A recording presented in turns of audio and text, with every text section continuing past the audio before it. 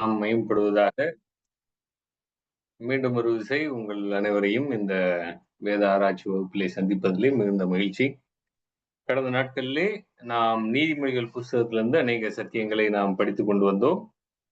பொதுவாக உறவு வைப்பு குறித்தும், நண்பர்களை குறித்தும், திருமண காரியத்தை குறித்தும், வேலையை குறித்தும், பண விஷயங்களை குறித்தும் நீதிமொழிகள் புஸ்தகத்திலிருந்து நாம் காரியங்களை கற்றுக்கொண்டோம். ஞான நூல்கள் வரிசையிலே இது ஒரு மிக சிறப்பான, மிக ஒரு முக்கியமான ஒரு புஸ்தகமாக இந்த நீதிமொழிகள் புஸ்தகம் இருக்கிறது. இன்றைக்கு நாம் ஒரு காரியத்தை குறித்து சிந்திக்க போகிறோம்.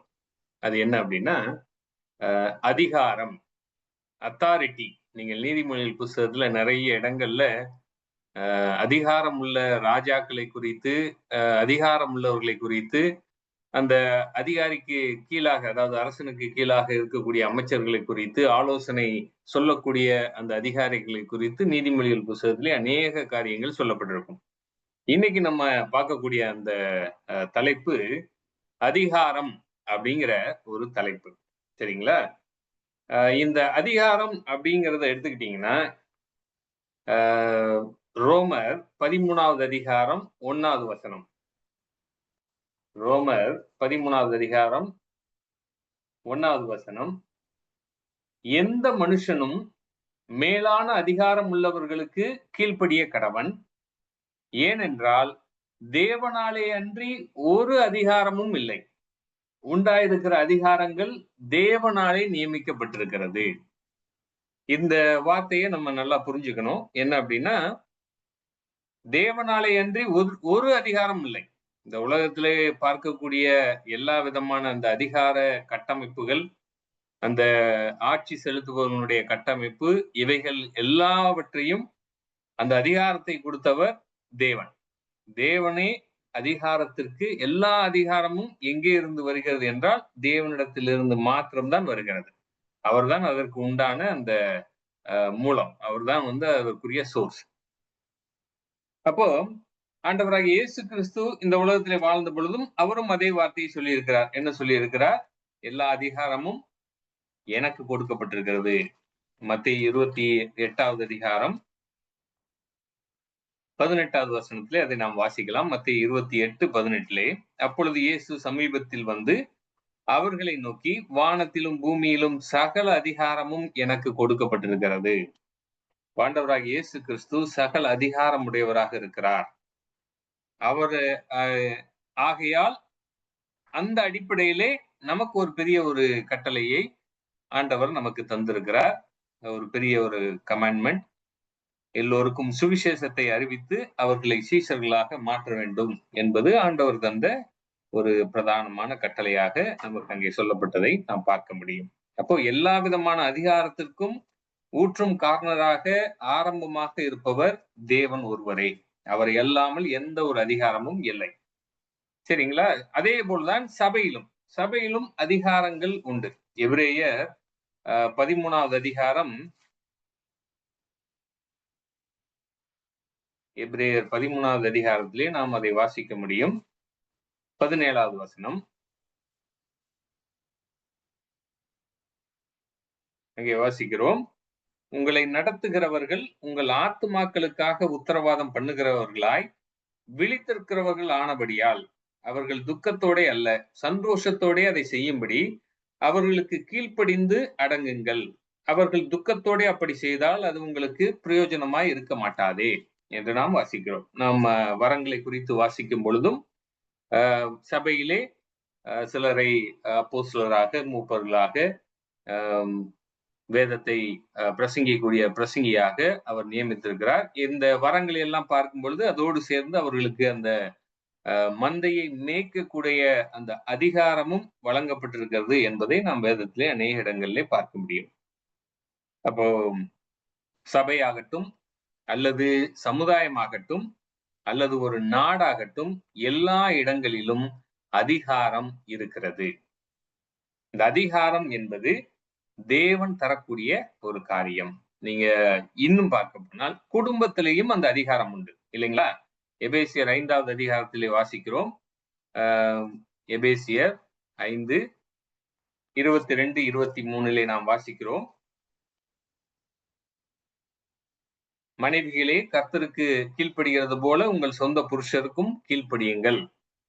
கிறிஸ்து சபைக்கு தலையாய் இருக்கிறது போல புருஷனும் மனைவிக்கு தலையாய் இருக்கிறான். அவரே சரீரத்துக்கு இரட்சகராய் இருக்கிறார் என்று நாம் வாசிக்கிறோம்.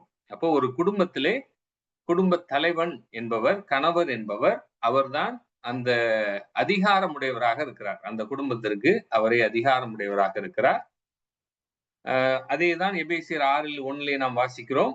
பெற்றோருக்கு கர்த்தருக்கு கீழ்ப்படியுங்கள். குழந்தைகளை பொறுத்த வரைக்கும், பிள்ளைகளை பொறுத்த வரைக்கும் அவர்களுடைய பெற்றோர்கள் அவர்கள் மீது அதிகாரம் செலுத்தக்கூடிய நபர்களாக இருக்கிறார்கள். சரி, இந்த அதிகாரம் செலுத்துதல் தேவையா? ஏன் தேவை? சரிங்களா? அதிகாரம் இப்போ சபையில எல்லாரும் ஒரே சகோதரர்கள் தானே. எல்லோருமே வந்து ஆண்டவராகிய இயேசு கிறிஸ்துவினுடைய ரத்தத்தினாலே கழுவி சுத்திகரிச்ச எல்லாருமே பரிசுத்தவான்கள் தானே. எல்லாருமே நீதிமான்கள் தானே. எல்லோருக்குமே சத்தியத்தை விளங்க பண்ணுகிற ஆவியானவர் கொடுக்கப்பட்டிருக்காரே. அப்ப சபையிலே தலைவர்கள் என்பது தேவையா? குடும்பத்திலே ஒரு நபர், கணவர் என்பவர் மட்டும் அதிகாரம் செலுத்தக்கூடிய ஒரு நபரா இருக்கலாமா? இப்படி நிறைய கேள்விகள் இருக்கலாம். சோ அதிகாரம் என்பது தேவையா? யாராவது சொல்லுங்களேன். நமக்கு அதிகாரம் நீங்க இந்த உலகத்துல நம்ம வாழக்கூடிய வாழ்க்கையில பாத்தீங்கன்னா 2 விஷயங்கள். ஒண்ணு, நம்ம அதிகாரம் செலுத்தக்கூடிய இடத்துல இருப்போம். இல்லைன்னா அதிகாரத்துக்கு கீழ்ப்படிஞ்சு போகக்கூடிய ஒரு நிலைமையில இருப்போம். சரிங்களா? அப்ப அதிகாரம் தேவையா? அப்படின்னு சொல்லி பாத்தீங்கன்னா, தேவை. எதுக்காக தேவை? அப்படின்னு சொல்லி பாத்தீங்கன்னா, சகலமும் ஒழுங்கும் கிரமமுமாக நடைபெறுவதற்கு அதிகாரம் தேவை. நீங்க 1 கொரிந்தியர் 14வது அதிகாரம் 40 அப்போஸ்தலனாகிய பவுல் சொல்லுகிறார். சகலமும் என்ன செய்யணுமாம்? நல்லொழுக்கமாக, கிரமமாக நடைபெறணும். அப்போ ஒரு விஷயம், ஒரு காரியம், ஒரு ஒழுங்கோடும், ஒரு நன்மை தரக்கூடிய விதமாக, ஒழுக்கமான ஒரு காரியமாக நடைபெற வேண்டும் என்றால், அதை செய்வதற்கு அதிகாரம் தேவை.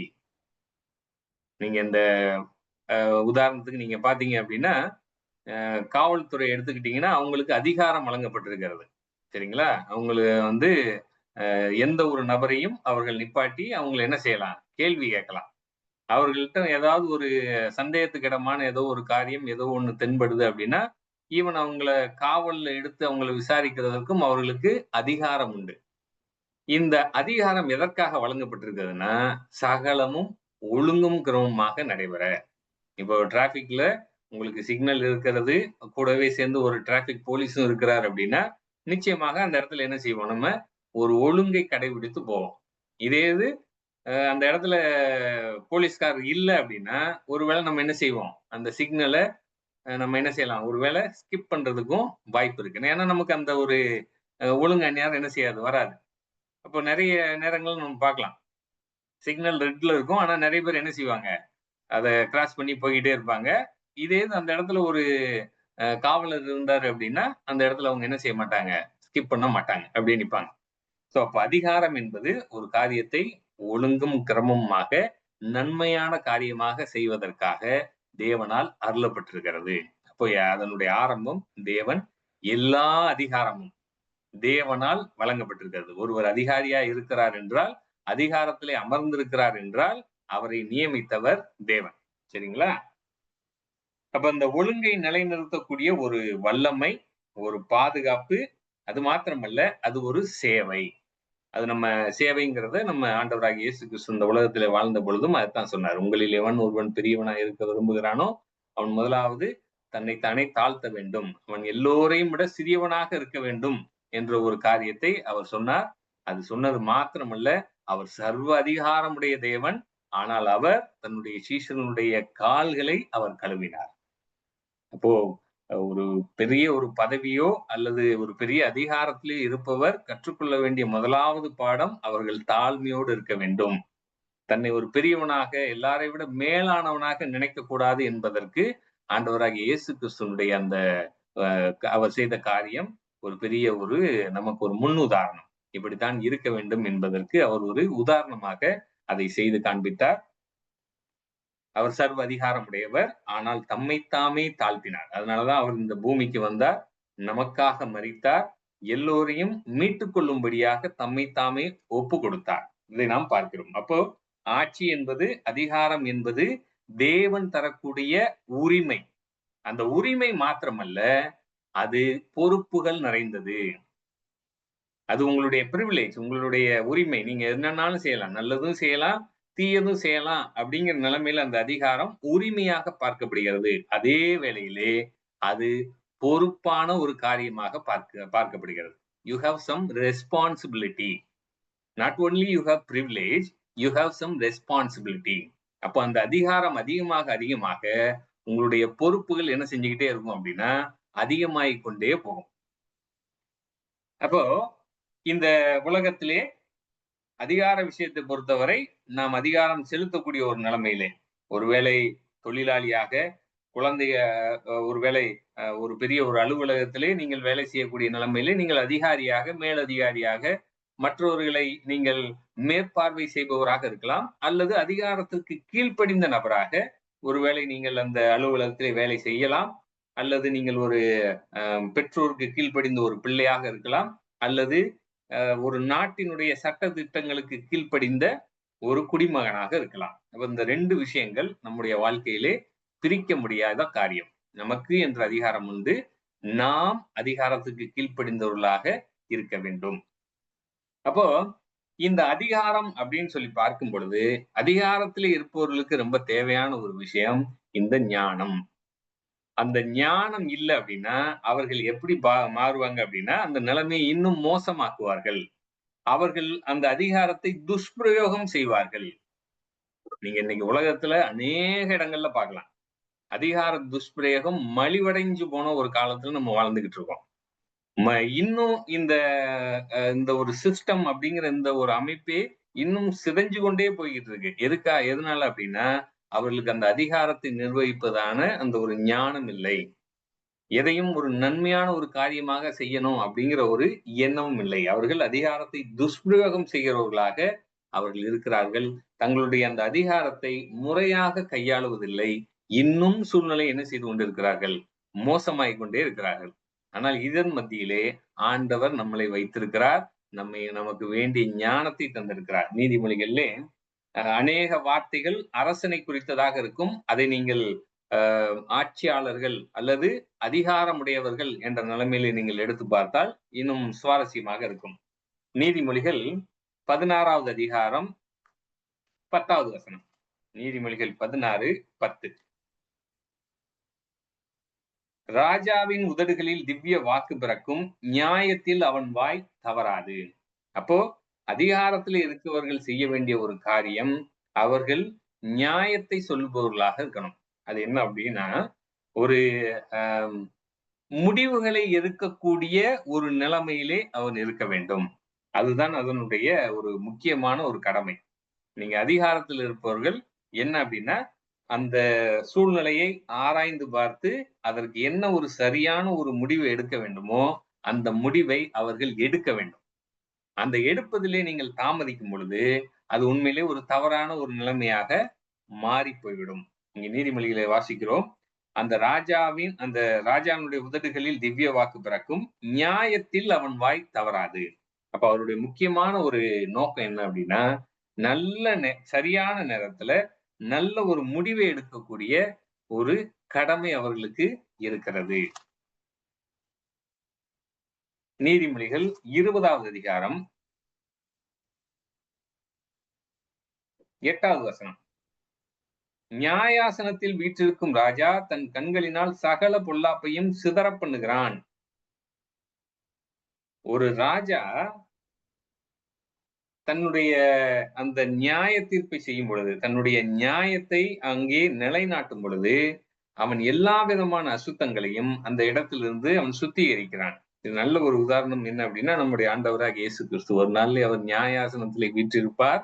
அப்பொழுது அவருடைய அந்த பார்க்கக்கூடிய பார்வையே எல்லாவற்றையும் அவரிடத்திலிருந்து அகற்றிவிடக்கூடிய ஒரு தன்மையுடையதாக இருக்கும். யாரும் அவருக்கு எந்த ஒரு விளக்கமும் சொல்ல தேவையில்லை. அவர் சகலத்தையும் அறிந்தவர். நாம் அவர் முன்னால் நிற்கும் பொழுது அவருக்கு சகலமும் வெளியரங்கமாக அவருக்கு தெரியும் அப்படிங்கிறத நமக்கு வெளிப்படுத்தின விசேஷத்திலையும் நாம் பார்க்க முடியும். அப்போ ஒரு நியாயாசனத்தில், அதாவது அதிகாரத்தில் வீற்றிருக்கிறார் என்றால் அவர் அந்த இடத்திலே நியாயத்தை செய்பவராக இருக்க வேண்டும். 29வது அதிகாரம் 4வது வசனம். 29:4. நியாயத்தினால் ராஜா தேசத்தை நிலைநிறுத்துகிறான், பரிதான பிரியனோ அதை கவிழ்க்கிறான். இது ரொம்ப ஒரு முக்கியமான விஷயம். ஒரு அரசாங்கம் என்பது ஒரு கட்டடம்னு எடுத்துக்கிட்டீங்க அப்படின்னா, அந்த கட்டடத்தினுடைய அந்த அஸ்திவார தூண்கள் ரொம்ப ஸ்ட்ராங்கா இருக்கணும். அந்த ஸ்ட்ராங்கா இருக்கக்கூடிய அஸ்திவார தூண்கள் எது அப்படின்னா, அவன் செய்யக்கூடிய நியாயம். அவன் எந்த அளவுக்கு நியாயத்தை நல்ல ஒரு நீதியோடு செய்கிறானோ, அப்பொழுது அந்த அரசாங்கம் நிலைநிற்கும். பரிதான பிரியனோ அதை கவிழ்க்கிறான். அங்கே லஞ்சம் வாங்குபவர்களோ, அல்லது தன்னுடைய அதிகாரத்தை துஷ்பிரயோகம் செய்பவர்களோ, அல்லது இந்த நிர்வாகத்தை சீர்குலைப்பவர்களோ இருக்கிறார்கள் என்றால், அந்த அரசாங்கம் கவிழ்ந்து போய்விடும். அதுதான் அங்கே 29வது அதிகாரத்திலே நாம் வாசிக்கிறோம். அதே இதிலே 14வது வசனம். ஏழைகளுடைய நியாயத்தை உண்மையாய் விசாரிக்கிற ராஜாவின் சிங்காசனம் என்றும் நிலை பெற்றிருக்கும். அப்ப எவன் ஒருவன் ஏழைகளுக்கு இறங்குகிறானோ, அவனுடைய அந்த சிங்காசனம் என்றென்றும் நிலைத்திருக்கும். அப்போ நாம் ஒரு இடத்துல அதிகாரத்துல இருக்கிறோம் அப்படின்னா, நாம் இந்த காரியத்தை எல்லாம் சீர்தூக்கி பார்க்கணும். நம்ம செய்யக்கூடிய காரியம் நேர்மையான காரியமாக இருக்கிறதா? நியாயமான காரியமாக இருக்கிறதா? இது நியாயத்தை நிலைநாட்டக்கூடிய காரியமாக இருக்கிறதா? அல்லது இதை சீர்குலைத்து போடக்கூடிய ஒரு காரணமாக இருக்கிறதா? நாம் ஏழைகளுக்கு இறங்குகிறோமா? எந்த அதிகாரத்தில் இருந்தாலும் சரி, அவர்களிடத்திலே இருக்க வேண்டிய ஒரு பிரதானமான ஒரு குணாதிசயம் என்ன என்றால், அவர்கள் கருணை உள்ளவர்களாக இருக்க வேண்டும். நீங்க உதாரணத்துக்கு நீங்க ஒரு அரசு அலுவலகமோ, இல்ல எங்கேயோ ஒரு இடத்துக்கு போறீங்க அப்படின்னா, அங்கே இருப்பவர்கள் உங்களிடத்தில் ஒரு 2 வார்த்தை அன்பாக பேசினார்கள் என்றால், நிச்சயமாக உங்களுடைய மனதுக்கு ஒரு மிகுந்த ஒரு ஆறுதலை தரும். நீங்கள் உங்களுக்கு உங்களுடைய தேவைகளை நீங்கள் அவருக்கு என்ன சொல்லுவீங்க? ரொம்ப சிறப்பாவே நீங்க சொல்லுவீங்க.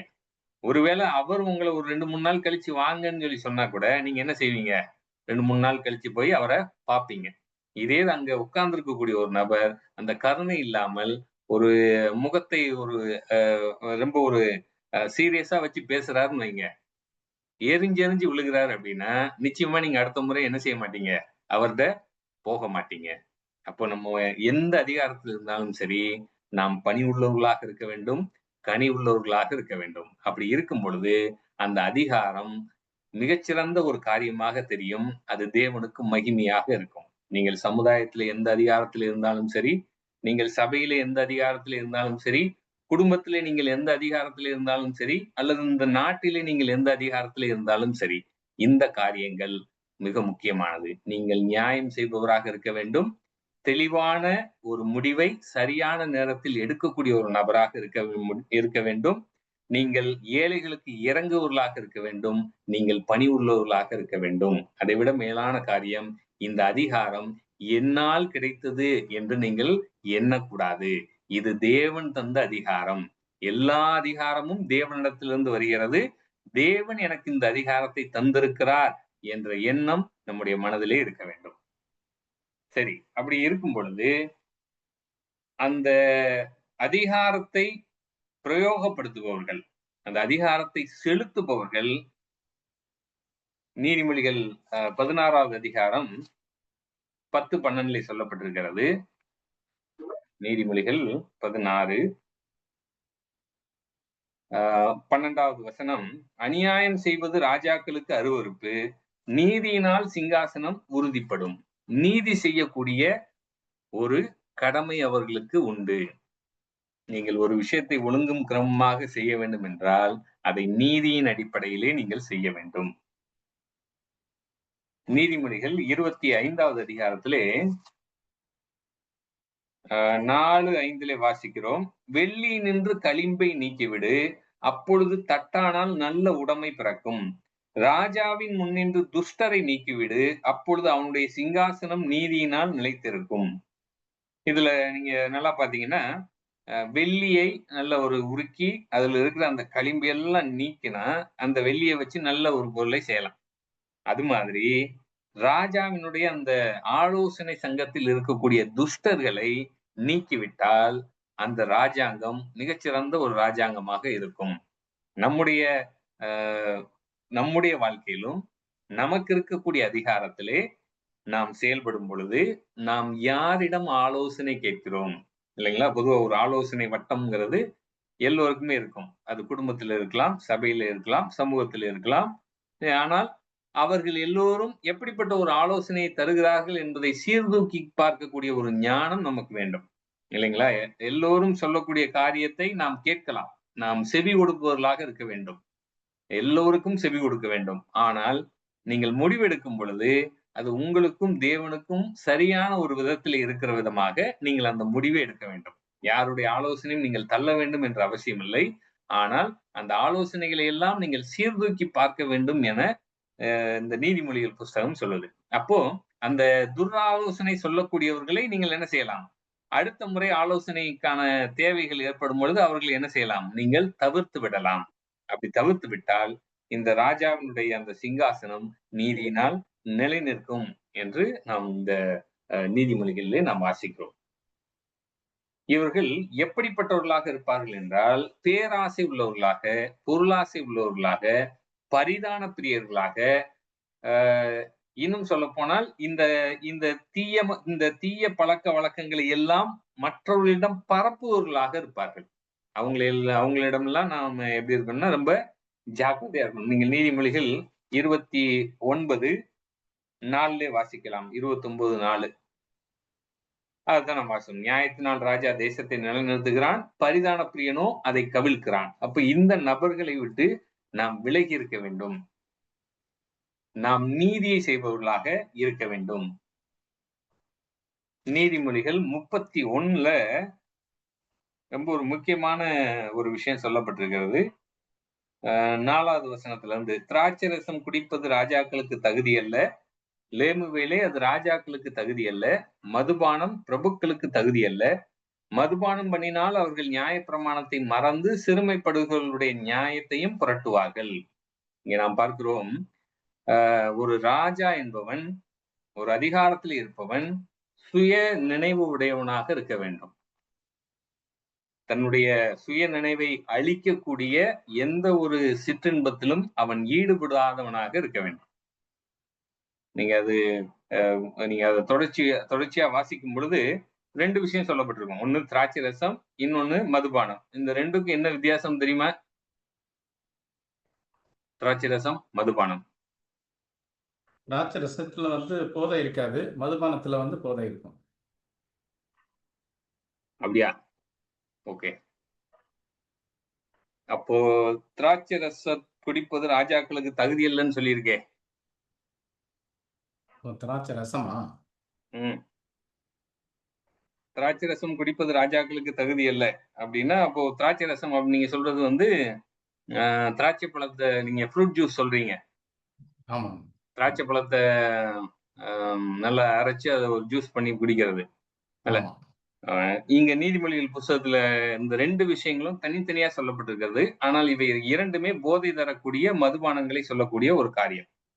இது 2க்கு என்ன வித்தியாசம் அப்படின்னா, இந்த திராட்சை ரசம் அப்படிங்கிறது பழத்தை பிழிந்து அதை பானமாக மாற்றி போதை தரக்கூடிய பொருளாக மாற்றி உட்கொள்வது.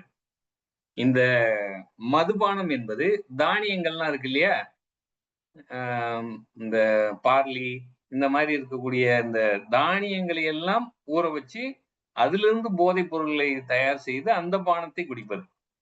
சோ இது பழத்திலிருந்து எடுக்கக்கூடிய மதுபானம், லிக்கர், ஆல்கஹால்.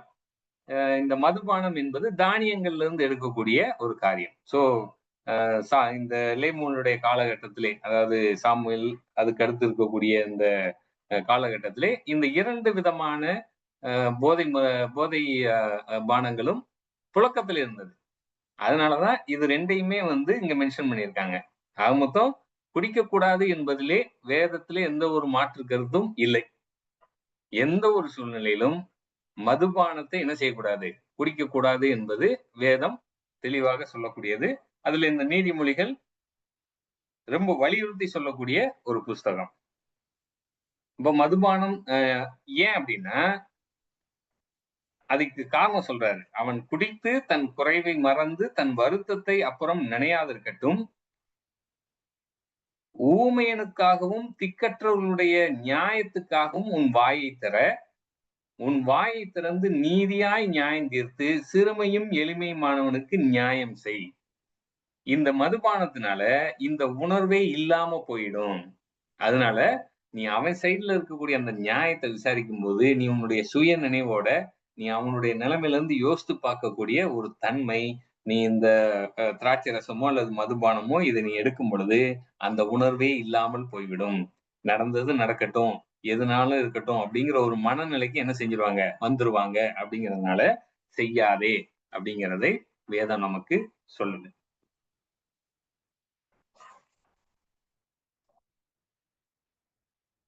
சரி. இப்போ அதிகாரம் செலுத்துபவர்கள் எப்படி இருக்கணுங்கிறது தெரிஞ்சிருச்சு.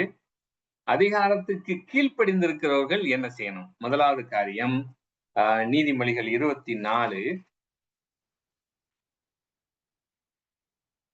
24ல 21, 22 என் மகனே, நீ கர்த்தருக்கும் ராஜாவுக்கும் பயந்து நட. இதுதாங்க முதலாவது காரியம். நாம் கர்த்தருக்கு பயந்து நடக்க வேண்டும். அவரை முதலாவதாக நாம் என்ன செய்யணும்? கனம் பண்ண வேண்டும். அதுதான் ரொம்ப ஒரு முக்கியமான ஒரு கடமை. நம்ம அதிகாரத்துக்கு கீழ்ப்படிந்தவர்கள் என்ற நிலைமையிலே எல்லோரும் கர்த்தருக்கு பயந்தவர்களாக இருக்க வேண்டும். அவரை ஹானர் பண்ணக்கூடிய, அவரை மதிக்கக்கூடிய நபர்களாக இருக்க வேண்டும். அடுத்ததா, ராஜாவுக்கும் பயந்து நட. அதிகாரம் உடையவர்கள் எல்லாருக்கும் நீங்கள் பயந்து நடங்கள். அவர்களுக்கு உரிய கனத்தை செலுத்துங்கள் என்று வேதம் நமக்கு ரொம்ப தெளிவா சொல்லுது. நீங்க ரோமர் 13வது அதிகாரத்துக்கு வந்தீங்கன்னா, அந்த காரியத்த தெளிவா அப்போஸ்தலனாகிய பவுல் எழுதியிருப்பார். ரோமர் 13 4 உனக்கு நன்மை உண்டாகும் பொருட்டு அவன் தேவ ஊழியக்காரனாய் இருக்கிறான். நீ தீமை செய்தால் பயந்திரு. பட்டயத்தை அவன் விருதாவாய் பிடித்திருக்கவில்லை. தீமை செய்கிறவன் மேல் கோபாக்கனை வரப்பண்ணும்படி அவன் நீதியை செலுத்துகிற தேவ ஊழியக்காரனாய் இருக்கிறானே. யாருங்க இந்த தேவ ஊழியக்காரரு? இங்க சொல்லக்கூடிய தேவ ஊழியர் அப்படிங்கிற அந்த வார்த்தை யாரை குறிக்கிறது? எங்க சபையில கேட்டோம்னா செல்லத்துல பிரதர்ன்னு சொல்லி சொல்லுவாங்க. அரசு ஊழியர்கள், அரசு அதிகாரிகள். சரியான பதில். தேங்க்யூ. அதாவது அதிகாரமுடைய எல்லோரும், அது ராஜாவாக இருந்தாலும் சரி, அல்லது ஒரு அதிகாரி, உயர்மட்டத்தில் இருக்கக்கூடிய ஒரு அதிகாரியாக இருந்தாலும் சரி, இங்கே சொல்லப்பட்ட ஒரு காரியம், அவன் விருதாவா பட்டயத்தை பிடித்துக் கொண்டிருக்கிறான் அப்படின்னா, எவன் ஒருவனுக்கு மரண தண்டனை விதிக்கக்கூடிய அந்த அதிகாரம் இருக்கிறதோ அவன். நீங்க இப்போ ஒரு ஜட்ஜ் இருக்காரு, அல்லது இப்போ அப்ப இருந்த காலகட்டம் அப்படின்னு சொல்லி பாத்தீங்கன்னா, ஒரு ராஜா இருக்காரு அப்படின்னா, அவர்கிட்ட அந்த அதிகாரம் இருக்கும். என்ன அதிகாரம்? மரண தண்டனை யாருக்கு விதிக்கணுங்கிற அந்த அதிகாரம். இப்போ ஒரு 10 பேரை அந்த ராஜாவுக்கு எதிராக கலகம் பண்ணி அங்க கூட்டிட்டு வர்றாங்க அப்படின்னா, அந்த 10 பேருக்கு என்ன தண்டனை கொடுக்கிறது அப்படிங்கிற அந்த முடிவெடுக்கக்கூடிய அதிகாரம் இருக்கு இல்லையா? அந்த அதிகாரத்தை உடையவர்கள் இங்க சொல்லப்பட்டிருக்கிறது, அவர்கள் எல்லாம் தேவ ஊழியர்கள். அதாவது தேவனுடைய அந்த அதிகாரத்தை செலுத்துபவர்கள்னு அர்த்தம். அவன் விருதாவா பிடித்துட்டு இருக்கான். அப்போ அவன் அப்படிப்பட்ட நபர்களுக்கு எல்லாம் நீங்க என்ன செய்யுங்க? அவர்களை மதித்து நடங்கள். அதனுடைய இன்னொரு அர்த்தம் என்ன அப்படின்னா, அங்கே நாம் பார்க்கிறோம், கலகக்காரரோடு கலவாதே. நேச்சார கூட தேவ ஊழியர்னு சொல்லி ஆண்டவர் சொல்வார்ல. ஆமா. அவர் என்னுடைய ஊழியக்காரனாகிய நேச்சரை நான் அழைத்திருக்கிறேன் அப்படிங்கிறது ஆண்டவர் சொன்னது. ஏன்னா ஒரு பர்பஸ், ஒரு அதிகாரம் அங்கே அவர் கொடுக்கிறாரு. கொடுத்தா அவனை என்ன செய்யறாரு? அந்த இஸ்ரவேலுக்கு விரோதமா அவர் வர செய்கிறார். சரிங்களா? அப்போ இந்த இடத்துல, ஆனால் இந்த இடத்துல சொல்லப்பட்டது என்ன அப்படின்னா, தேவனுடைய அதிகாரத்தை பெற்றிருக்கக்கூடிய அதிகாரிகள் எல்லோருமே தேவ ஊழியனாக இருக்கிறார்கள். ஆதலால் நீங்கள் கலகம் செய்யக்கூடாது. இது கிறிஸ்தவ மதம், நம்முடைய ஆண்டவர் இந்த உலகத்திலே வந்த நாளில இருந்து சொல்லப்பட்ட ஒரு பெரிய காரியம். நாம் ஆளுகிற அரசாங்கத்திற்கு விரோதமாக நாம் கலகமோ புரட்சியோ செய்யக்கூடாது. இல்லைங்களா? எத்தனை பேர் இதை சரின்னு ஒத்துக்கிறீங்க? ஈவன் இன்னும் சொல்ல போனா அவர்களுக்கு விரோதமாக நாம் பேசுவதும் என்னது? தவறு. நாம் அமைதலோடு ஜீவனம் பண்ண வேண்டும் என்பது வேதம் நமக்கு சொல்லக்கூடிய ஒரு காரியம். சரிங்களா? ஏனென்றால் எல்லா அதிகாரமும் யாரால் உண்டாயிருக்கு? தேவனால் உண்டாயிருக்கு. அப்போ முதலாவது காரியம், நாம் அவர்களை மதிக்க வேண்டும். யாரை மதிக்க வேண்டும்? முதலாவதாக நாம் கர்த்தருக்கு பயந்து அவரை கனம் செய்கிறவர்களாக நாம் இருக்க வேண்டும். இரண்டாவது, இப்படிப்பட்ட மேலான அதிகாரம், நமக்கு மேலே இருக்கக்கூடிய அதிகாரம் செலுத்தக்கூடிய எல்லோரையும் நாம் மதிப்பவர்களாக இருக்க வேண்டும். ஒரு கம்பெனில நீங்க வேலை செய்றீங்க. உங்க முதலாளிக்கும் உங்களுக்கும் ஒத்து போகல. நீங்க ஒரு விசுவாசியா இருக்கீங்க. அவர் ஒரு அவிசுவாசியா இருக்காரு. இப்படிப்பட்ட சூழ்நிலையில நீங்க என்ன செய்யணும் அப்படிங்கிறத வேதம் சொல்லுது. என்ன செய்யணுமா? அவருடைய அதிகாரத்திற்கு நீங்கள் கீழ்ப்படிந்திருங்கள். அவரை எதிர்த்து கலகம் செய்வதோ, அல்லது அவரை குறித்து நீங்கள் மற்றவர்களிடத்திலே முறையீடு செய்வதோ, அல்லது அவரை குறை கூறுவதோ, முறுமுறுப்பதோ இங்கே வேதம் அனுமதிப்பது இல்லை. சரிங்களா? எந்த அதிகாரத்துல இருந்தாலும் சரி, ஒருவேளை உங்களுடைய தகப்பன்மார் உங்கள் மீது கோபம் உள்ளவராக, அல்லது உங்கள் தாய்க்கு உங்களை பிடிக்காமல் இருக்கலாம் என்று நீங்கள் எல்லா இடங்களிலும் நீங்கள் குடும்பம், சபை, சபையில கூட நிறைய பிரச்சனைகள் உண்டு. இவரு சொன்னா அது நேரடியா அவர்கிட்ட சொல்ல மாட்டாங்க. என்ன செய்வாங்க? மற்றவர்களிடத்தில் என்ன செய்வாங்க? அதை சொல்லுவார்கள். அப்போ இந்த காரியங்கள் எல்லாம் அதிகாரமுடைய எல்லோருக்கும் எதிராக பேசக்கூடிய காரியம், கலகம் செய்யக்கூடிய காரியங்களை வேதம் முற்றிலுமாக எதிர்க்கிறது. அப்படி செய்யக்கூடாதுங்கிறத அநேக இடங்கள்ல சொல்லுது. அப்ப முதலாவதாக அவருக்கு மரியாதை செலுத்த வேண்டும், கனம் செலுத்த வேண்டும். அவர்களுக்கு உரிய அந்த கனத்தை நாம் கொடுத்தே ஆக வேண்டும். அவர்களுக்கு விரோதமாக புரட்சி செய்வதோ, கலகம் செய்வதோ அதை வேதம் அனுமதிப்பது இல்லை.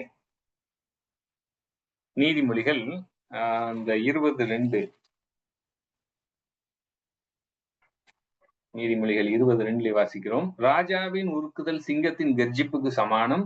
அவனை கோபப்படுத்துகிறவன் தன் பிராணனுக்கே துரோகம் செய்கிறான்.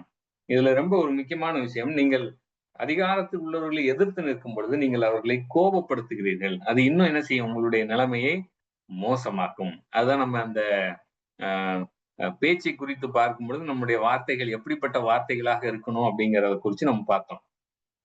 மெதுவான பிரதித்திரம், மெதுவான அந்த பதில், நம்ம மெதுவா பொறுமையா நம்ம ஒரு இடத்துல சாந்தத்தோடு நம்ம பதில் பேசினா அது அந்த கோபத்தை என்ன செஞ்சிருமா? மாற்றிடுமா? நீங்கள் அதை விட்டு அவர்களுக்கு எதிராக நீங்கள் கலகம் செய்வீர்கள் என்றால் இன்னும் அதிகமாக அந்த கோபத்தை அது தூண்டிவிடும். அப்போ அதிகாரம் உள்ளவர்களுக்கு விரோதமாக அவர்களை கோபப்படுத்தும்படியாக நாம் காரியங்களை செய்யக்கூடாது. இது ஒரு ஏற்ற சமயங்கள்ல நமக்கு என்னவா இருக்கும் அப்படின்னா, ஒரு பெரிய ஆசீர்வாதமாக இருக்கும். இல்ல அப்படின்னா இது ஒரு பெரிய சாபமாக நமக்கு வர்றதுக்கு வாய்ப்பு இருக்கு.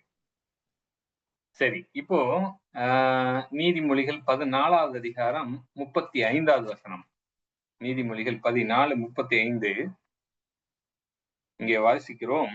ராஜாவின் தயை விவேகமுள்ள பணிவிடைக்காரன் மேல் இருக்கும், அவனுடைய கோபமோ லட்சை உண்டாக்குகிறவன் மேல் இருக்கும். இதுதாங்க ஒரு காரியம். நம்ம என்ன செய்யணும் அப்படின்னா, நீங்க அந்த அதிகாரத்துக்கு கீழ்ப்படிஞ்சிருக்கும் பொழுது அது தேவனுடைய பார்வையிலே ஆசீர்வாதமான ஒரு காரியமாக, உங்களை ஆசீர்வதிக்கக்கூடிய காரியமாக இருக்கும். அப்படி நீங்க இல்லை அப்படின்னா அது உண்மையிலே உங்களுக்கு ஒரு சாபத்தை தரக்கூடிய ஒரு காரியமாக இருக்கும். அவர்கள் எப்படிப்பட்ட ஒரு காரியம் 16-13 சொல்லப்பட்டிருக்கிறது. நிதானமாய் பேசுகிறவனில் ராஜாக்கள் பிரியப்படுவார்கள். அப்ப அதிகாரமுடையவர்களோடு நாம் பேசும் பொழுது நம்ம நிதானமாக பேசணும். நீங்க வார்த்தையை நீங்க என்ன செய்யக்கூடாது? ரொம்ப தாராளமா நீங்க என்ன செஞ்சிட முடியாது, பேச முடியாது. மனசுல இருக்கிறதெல்லாம் நீங்க பேசணும்னு அவசியம் இல்லை. அவங்களிடத்துல நீங்க எப்படி பேசணும்னா நிதானத்தோடு பேச வேண்டும். நீதிமொழிகள் 22:29 அங்கே பார்க்கிறோம். தன் வேலையில் ஜாக்கிரதை இருக்கிறவனை நீ கண்டால் அவன் நீசருக்கு முன்பாக நில்லாமல் ராஜாக்களுக்கு முன்பாக நிற்பான். அவர்கள் எல்லா அதிகாரத்திற்கும் கீழ்ப்படிந்து நடப்பார்கள். அப்படி கீழ்ப்படிந்து அவர்கள் செய்யக்கூடிய அந்த வேலையை ரொம்ப ஒரு சின்சியரா செய்வாங்க. அப்படி சின்சியரா செய்யக்கூடிய சின்சியரா யார் செய்யறாங்களோ அவர்கள் ஒரு நாளிலே உயர்த்தப்படுவார்கள். நீங்கள் யோசேப்பினுடைய வாழ்க்கையில இது நல்லா பார்க்கலாம். நீங்க யோசேப்போட வாழ்க்கையில அவன் ரொம்ப ஒரு தன்னுடைய தகப்பனாரிடத்துல இருந்த போது ரொம்ப ஒரு செல்லமா வளர்ந்த ஒரு பையன். தன்னுடைய சகோதரர்களால் பகைக்கப்பட்டு அவன் அடிமையாக அங்கே விற்று போடுகிறான். அங்கே எகிப்திலே போத்திபாரனுடைய அந்த வீட்டிலே அவன் இருக்கிறான். அங்கே என்னவா இருக்கிறார்? அடிமையாக இருக்கிறார். அந்த அடிமையா இருக்கும் பொழுது அவர் அந்த இடத்திலே உண்மையாக இருக்கிறார். நீங்க அவருடைய வாழ்க்கையை நீங்க யோசிச்சு பார்க்கும் பொழுது, தன்னுடைய தகப்பனாருடைய அந்த வீட்டை நினைச்சு அவர் எவ்வளவு நாள் வேதனைப்பட்டிருப்பார்னு நினைக்கிறீங்க? அங்க அடிமையா எடுத்த உடனே அவர்ட்ட அந்த போத்திபார் சாவியை கொடுத்து எல்லாத்தையும் நீ பாத்துக்கோப்பான்னு சொல்லி இருக்கிறதுக்கு வாய்ப்பு இல்லை.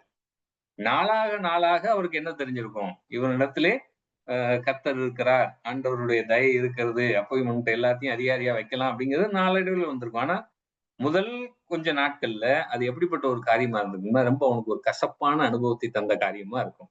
அவன் வாழ்க்கையில ரொம்ப கஷ்டப்பட்டு ஒரு அடிமையாக வேலை செய்து கொண்டிருந்திருப்பான். சரிங்களா? ஆனா அந்த இடத்திலையும் யோசேப்பு ரொம்ப ஒரு உண்மையுள்ளவராக நடந்து கொண்டார். அதனாலும் பரவாயில்ல. ஏன்னா ஒரு அடிமைங்கிற ஒரு ஸ்தானத்துல இருந்து கிட்டத்தட்ட அந்த வீட்டை நிர்வகிக்கக்கூடிய ஒரு அதிகாரி அப்படிங்கிற ஒரு நிலைமைக்கு அவர் வந்தார். அதன் பிற்பாடு அவர் போன இடம் இன்னும் மோசமான இடம். என்னது? சிறைச்சாலை. சிறைச்சாலையில நீங்க அவரை எப்படி ட்ரீட் பண்ணியிருப்பாருன்னு நினைக்கிறீங்க? ஏன்னா எல்லோருமே குற்றவாளிகளுடைய இடத்துலதான் அவர் இருக்கிறார். அப்ப அந்த இடத்திலையும் அவர் உண்மையோடு இருந்தார். அங்க இருக்கக்கூடிய அந்த சிறை காவலர்கள், சிறை அதிகாரிகள் எல்லோருக்கும் அவர் ரொம்ப ஒரு நெருக்கமான ஒரு நபராக அவர் இருந்தார். அவர்கள் சொல்லக்கூடிய அந்த கட்டளைகளை எல்லாம் அவன் அதற்கு கீழ்ப்படிந்து நடந்தார். சரிங்களா? அதனால அந்த 2 வருஷம் அந்த ஜெயில்ல இருக்கும் பொழுதும் அவருடைய வாழ்க்கை அப்படி இருந்தது. இப்படிப்பட்ட உண்மையான நபர்கள் நிச்சயமாக ஒரு நாள் ராஜாவுடைய சமூகத்திலே இருப்பார்கள்.